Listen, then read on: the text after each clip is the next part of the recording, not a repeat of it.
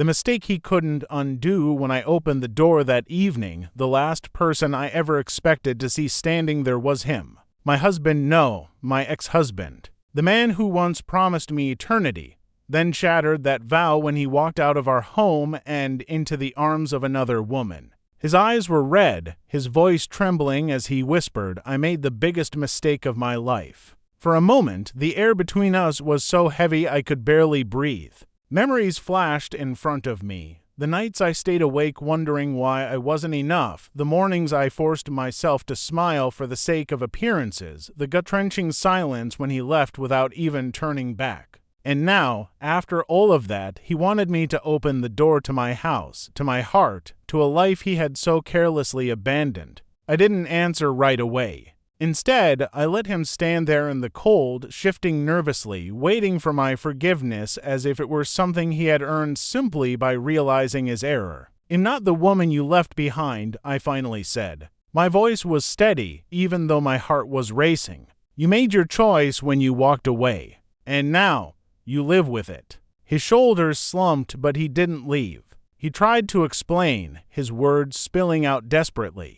He told me the other woman wasn't who he thought she was, that she never cared for him the way I did. He said he missed the smell of coffee in our kitchen, the sound of my laugh, the way I looked at him when I still believed in us. But I remembered everything to the betrayal, the humiliation, the way my world collapsed when I realized I had been replaced. I remembered how I had to rebuild myself from ashes, how I learned to live without him, how I found strength in my solitude. And so, even as he begged, even as his voice cracked with regret, I shook my head. "You can't come back just because you're unhappy where you are," I told him. "I'm not your second option, and I will never again be your safety net." Tears filled his eyes, and for a brief second I almost pitied him. But then I thought of the nights I cried myself to sleep while he was holding someone else, and the pity vanished. I closed the door slowly, firmly, without a single word of goodbye. Behind that door, he could whisper about mistakes all he wanted.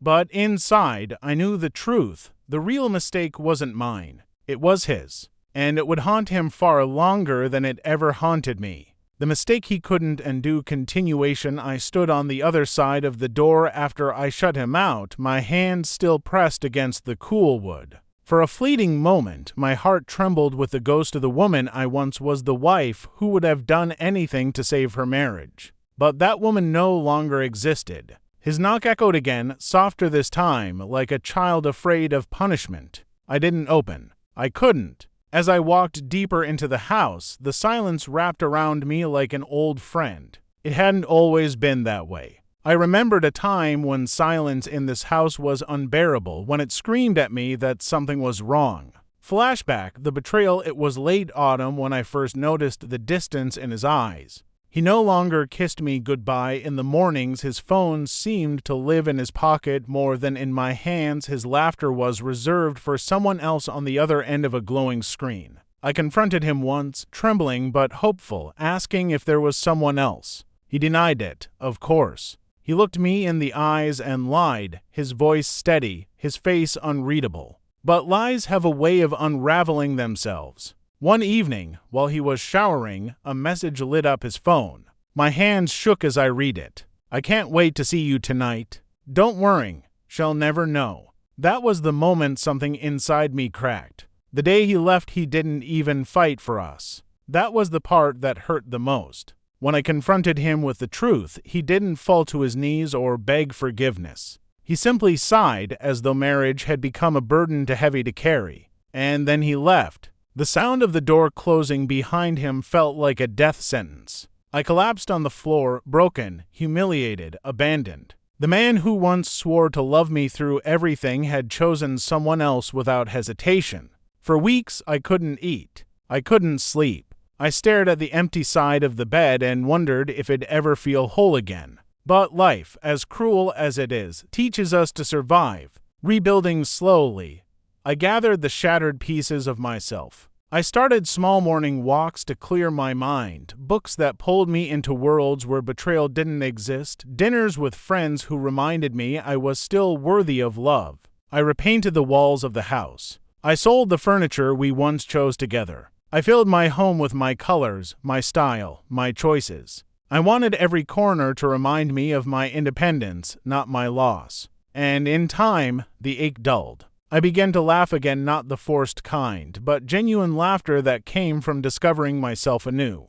His return so when he showed up months later, hollow-eyed and trembling, whispering that he had made the biggest mistake of his life, I almost laughed at the irony. Now he wanted back the life he had burned to ashes. Now he realized the woman he left for wasn't the fairy tale he imagined. Now he wanted the comfort of my arms, the warmth of my loyalty, the safety of my love. But he didn't understand love is not a door you can walk in and out of at will. The final meeting the next morning, he returned again. This time, I let him in not because I wanted him, but because I wanted closure. He sat on the couch, the same place where he once announced he was leaving me. His hands trembled as he reached for mine, but I pulled away. I thought she was everything I ever wanted, he confessed, voice raw. But she never cared about me the way you did. She used me, and when I had nothing left to give, she left. And I realized I lost the only person who ever truly loved me.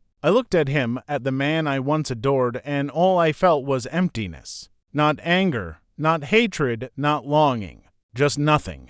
I don't hate you, I told him quietly. But I don't love you anymore either. That's what you destroyed when you walked out. That's the mistake you can't undo.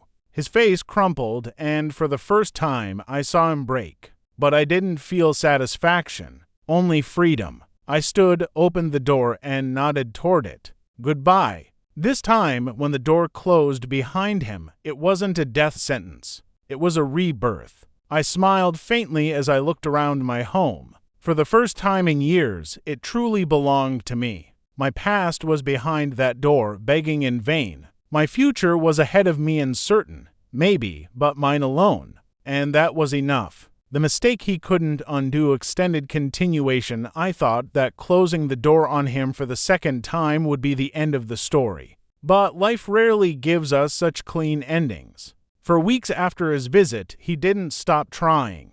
Letters slid beneath my door, each one begging for forgiveness. Flowers appeared on my porch, their fragrance filling the air like a cruel reminder of a past I wanted to bury. Sometimes, when I walked home from work, I saw his car parked down the street, engine off, headlights dim, as if he couldn't decide whether to drive away or come knocking again. But I never opened the door. Finding myself again instead, I poured my energy into rebuilding the parts of me he had taken for granted. I signed up for a painting class, something I'd always wanted to try but never had time for when I was busy being his wife. The first time I dipped the brush into color and spread it across the canvas, I felt something shift inside me. Creation? Freedom? A life that was finally mine. I joined a book club at the local library. I made new friends, women who had their own scars, their own stories of betrayal and survival. Together we laughed, we cried, and we healed. And slowly I began to live, not just exist. His downfall, meanwhile, news of his life trickled back to me in whispers I didn't ask for but couldn't avoid. The woman he left me for had drained him financially. She had cheated on him just as he had cheated on me. Eventually, she abandoned him without hesitation, leaving him with nothing but debts and regrets. He lost his job to his reputation stained by rumors of his personal life and his inability to focus. He went from the man who once thought he had everything to someone who looked like a ghost of himself. And though a part of me wanted to feel satisfaction, I didn't. All I felt was a cold distance. He was no longer my responsibility. His choices had finally caught up to him, and I had no desire to share in his suffering.